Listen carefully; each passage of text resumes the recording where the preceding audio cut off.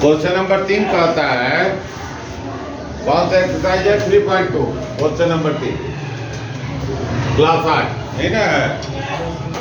Question number 3 कहता है समांतर चतुर्भुज का एक कोण 120 डिग्री है,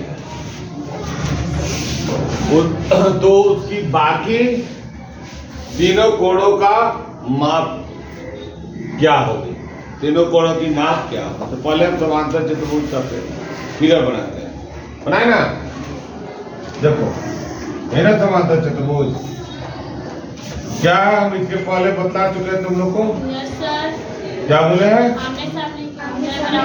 हाँ, बराबर होती है और समानांतर भी होती है। आमने सामने की भुजा बराबर भी होती है और समानांतर भी। एक और चीज बतलाए, आमने सामने का कोण भी बराबर होता है। तो कह रहा है कि एक कोण से ABCD है ना, CD, एक कोण को हम लोग 120 डिग्री होता है, तो कोण A बराबर 120 डिग्री दिया है ना। तो कोण C बराबर 120 डिग्री सम्मुख कोण। इसको कहते हैं सामने वाले कोण को सम्मुख कोण। क्या कहते हैं? सम्मुख कोण। कोई दिक्कत? अब आएंगे हम लोग A और D का रिलेशन। A और D का रिलेशन, तो यह एक ही ओर का, दो समांतर के बीच में एक ही ओर का अंतर कोण है।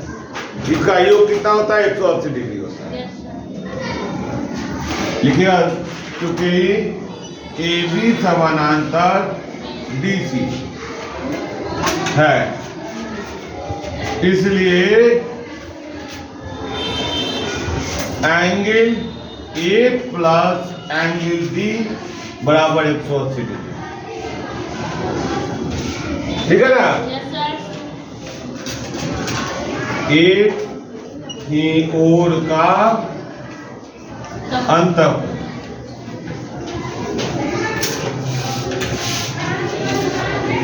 दो समानांतर के बीच में एक ही ओर का अंतःकोण। ठीक है, यहाँ तक तो कोई दिक्कत नहीं है? नहीं दिक्कत है।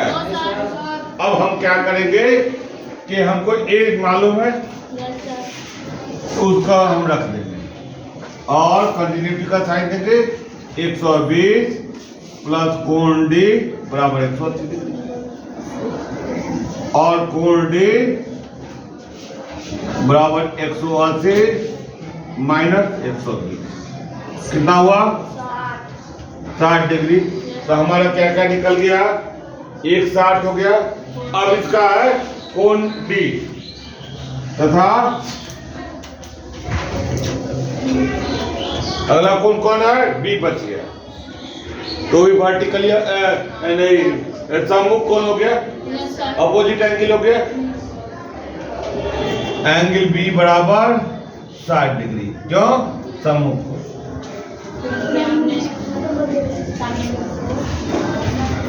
तो यहाँ ध्यान रखेंगे हम कि अगर हम इसको नहीं लिखते हैं, सामने का कोण सम्मुख कोण नहीं लिखते हैं, तो हमारा आंसर सही पर्याप्त नहीं, अधूरा आंसर। तो हम आंसर को पर्याप्त करेंगे। तो हमारा चार कोण कौन कौन मिल गया? A, C, D और B, यानी कि A, B, C, D। तो चारों कोण कौन कौन हो गया? तो एक तो दिया हुआ एंगल A, तो शेष तीन कोण, अतः शेष तीन कोण, ये ना पूछ रहा है। कोण कौन कौन हो गया? बराबर 120 60 डिग्री, सब में डिग्री लगा देना। 60 डिग्री है ना? कंप्लीट हो गया? ठीक है।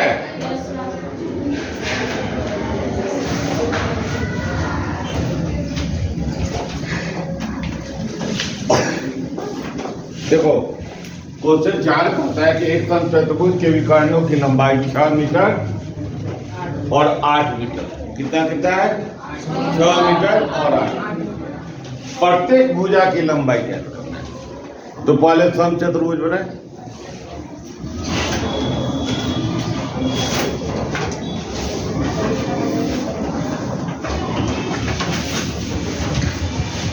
समचतुर्भुज की खासियत होती है कि सभी भुजा बराबर होती है। तो चलिए एक भुजा को ये मान लेते हैं, यह भी ये है, यह भी ये है, ये भी ये है। इसी को लिख देते हैं, माना कि समचतुर्भुज के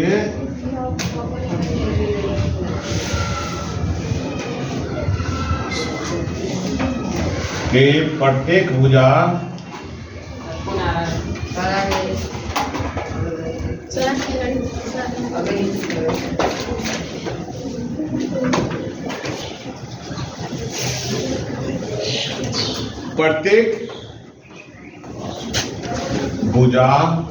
क्या मान रहे हैं? ए सेंटीमीटर। क्या मीटर में दिया हुआ ना, तो ए मीटर। जब मान लिए, अब यहाँ पर हम इसको फिगर में डायगोनल्स बनाएंगे। क्या बनाएंगे? तो डायगोनल्स जो होते हैं, इसका नेचर होता है डायगोनल्स एक दूसरे को 90 डिग्री पर परपेंडिकुलरली काटता है। एक दूसरे को 90 डिग्री पर काटता है। कितना पर? ठीक है। अब देखेंगे एक और चीज जान लीजिए कि समचतुर्भुज समांतर चतुर्भुज का भी गुण उसमें होता है। समांतर चतुर्भुज का क्या गुण था? अपोजिट एंगल इक्वल होता है, और दूसरा गुण था कि जो डायगोनल होते हैं बराबर काटते हैं। बराबर काटते हैं तो यहाँ पर नाम दे देते हैं ए बी सी डी। अब काट कहाँ है? ऊपर। तो हमारा आया क्या? ए ओ बराबर। ठीक है। तो AC को कर दे। AC बराबर कितना है? दिया हुआ 6 सेंटीमीटर। 6 सेंटीमीटर। और दूसरा है BD। BD बराबर 8 मीटर। सेंटीमीटर ने 6 मीटर, 8 मीटर। तो AO कितना हो गया? 3 मीटर, क्योंकि आधा हुआ। बराबर काटता है ना, तो आधा हुआ। और BD यानी कि वो भी 4 मीटर हो गया।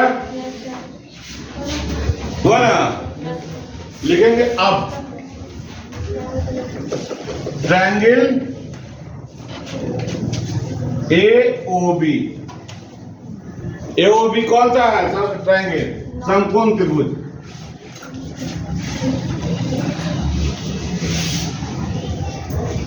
नहीं, समकोण त्रिभुज किसको कहते हैं? जिस त्रिभुज का एक कोण 90 डिग्री का हो। कोई एक कोण 90 डिग्री का हो तो समकोण त्रिभुज हो गया। तो समकोण त्रिभुज जो बनाएंगे, समकोण त्रिभुज कौन है? AOB। पाइथागोरस थ्योरम का उपयोग करेंगे। तो जो सबसे बड़ी भुजा होती है वह कर्ण होती है। एक भुजा लंब होती है, एक भुजा आधार होती है। तो पाइथागोरस थ्योरम के प्रयोग से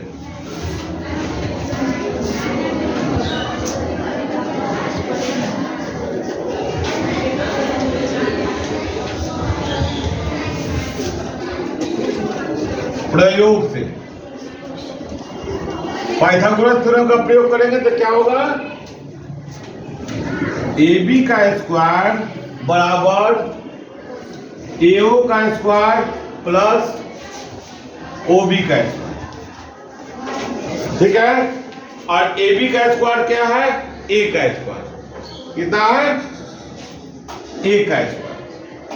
AB है ना, यही ना A का स्क्वायर हुआ। तो निकालेंगे AO का स्क्वायर कितना हो गया? AO कितना हुआ? बोलो। 3 मीटर। 3 का स्क्वायर और 4 का स्क्वायर। ठीक है। कोई दिक्कत? तो 3 का स्क्वायर कितना हुआ?